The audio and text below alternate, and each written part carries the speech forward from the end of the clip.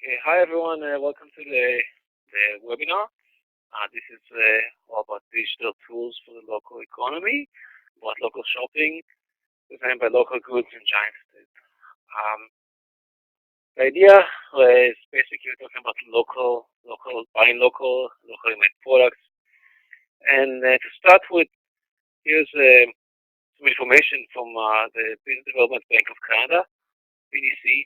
So a couple of years ago, they reported that they're the top five trends, and they're saying trend number three will be buying local. They have a lot of information about it, showing that this is going to be a hot thing. So why buy local? There's many articles about this topic, lots of information, and they basically say people like to buy local.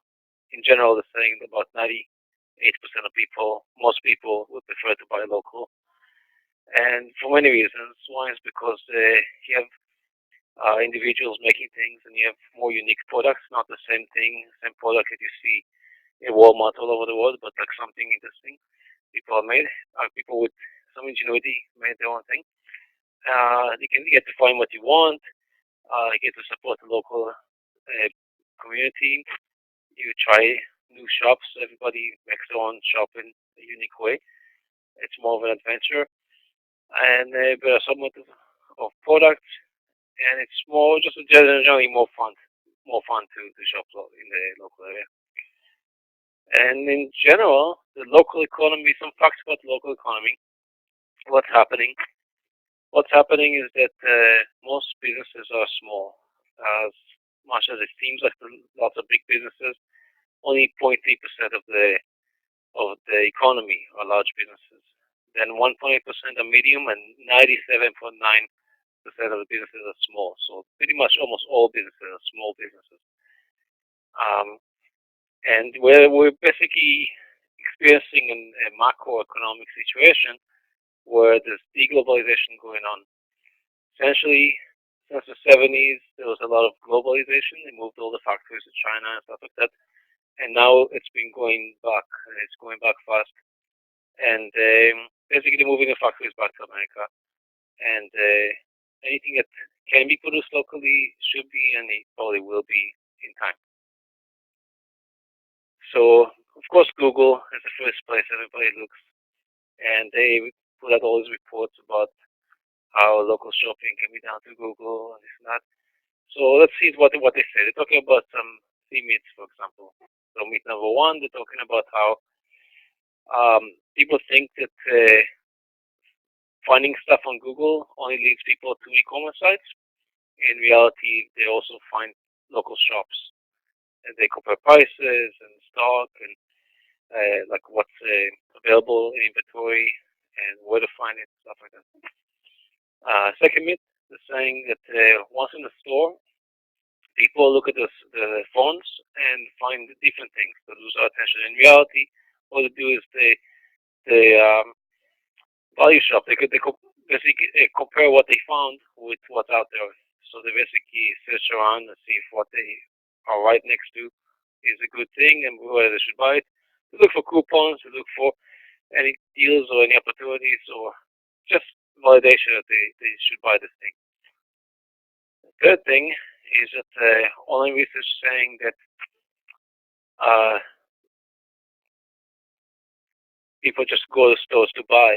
But in reality, people go to stores to explore and to personalized shopping makes all the difference. Now you can, with local shopping, you can basically, the store can really personalize the experience for every customer based on their past purchases, based on where they are, their friends, on and on. It can be extremely specific. And it's just all about the way it's done.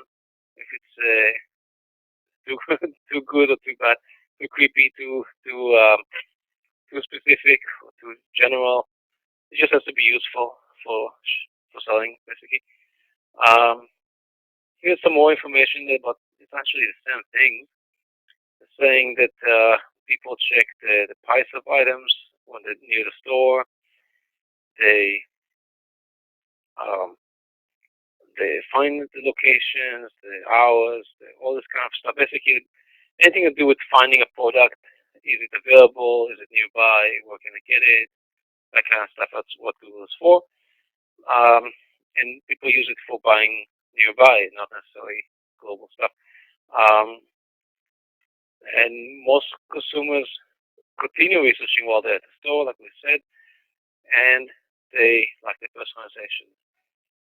So how local is something? How local is it? How local is a product? How do you know if it's local? So basically, there's a few things. One thing is locally owned stores, so people in the area owning stores, right, which is like most businesses, and they may be selling stuff that's not made locally, right? So then the next question is like, how do you know if something is actually made local? Now, there's three main components to something being local. Either the raw materials are local, which you don't have to be, because I mean, some materials you can only find in different places. It's fine, or cheaper in different places. Then design, that's the original thought. That it'd be good if it was made local.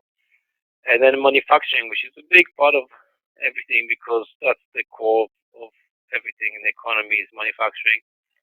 And anything from homemade products to mass market products, if it can be done locally, it will be done locally in the future.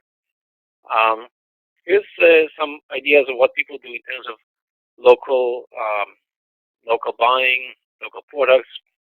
This is a more advanced example. This is a UK startup called Provenance. They actually use blockchain to work with manufacturers and tag products during the manufacturing process to certify them that they really are organic. So basically, they are tagging things as they produce them, which records where they are at different stages of the production, where the materials came from, where they catch the fish, where they do all this kind of stuff, and that's something more advanced. So we were thinking of doing the same thing, but maybe later on step. So far, they only do it in the UK and only for a few clients, not mass corporations. Then there's Etsy, first place people think of when they think of local. And Etsy started focusing on local events and also local shopping. And they have a lot of people there. Like for example, in Toronto, there's I think about 5,000 merchants selling things there. But two things about that.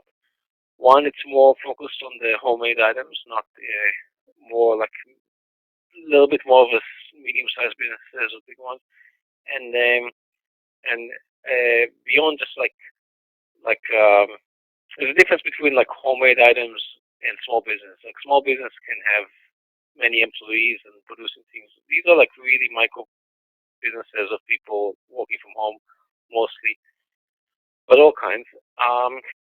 And they charge a lot of fees. They charge 5% fee plus the credit card processing fee. So it becomes almost 10% in fees. So that's a big loss for the seller. Then here we are. So that's then there's us. We're local goods. We just started a little bit ago, and what we do is really curate locally made products in marketplace. So it's basically kind of like Etsy. People can create their own shop and sell products on it, but we're focused on products from Toronto and Ontario area. So this is something pretty new. I haven't seen much competition to this yet on a mass scale. There's some small sites like that, but we're trying to add more and more products and make it more useful in several ways. So the idea is local goods is basically an Etsy-like marketplace for locally made products. Soon we're going to be able, we're collecting information, and soon we're going to be able to offer the ability to search and browse by how local something is. So if you want to basically look for stuff using raw materials from the area or made by local designers, or make sure that it really is manufactured in the area, you can actually search by those categories. Some products are partial in different aspects of it, so we're collecting that information, which is not easily available. And later on, we also add reviews, so people can actually like review what they think it is, if there's any questions and stuff. And so there'll be what the manufacturer says, and then there's what people think about it, and there'll be some kind of total out of that. Um, then we have lower fees in Etsy, only fee for 5% and 20 cents per order. And that's because we got some special deals as a startup with no fees from Stripe and other places. And so we can offer a little bit better deal than Etsy. We don't have all the shoppers as Etsy does, but that really depends. Um, what's going and we're starting with just where we are in Toronto and Ontario products, and the idea is to make this successful and then add more cities. So you could search by Montreal and different places, Vancouver, smaller cities. And from our experience doing this, going through this adventure, learning about this topic in general, we learned a few things. So we learned about what's out there in terms of local alliances, different associations, and different things in that sphere of things. So here's a couple of things we learned. Like there's small business associations focused on just helping independent businesses. There's in the U.S. and Canada. There's and then they actually like have campaigns promoting to buy local. For example, this organization called Amoeba, American Independent Business Alliance. They make flyers and on to do campaigns for it. And there's something called social enterprise, which I didn't know about.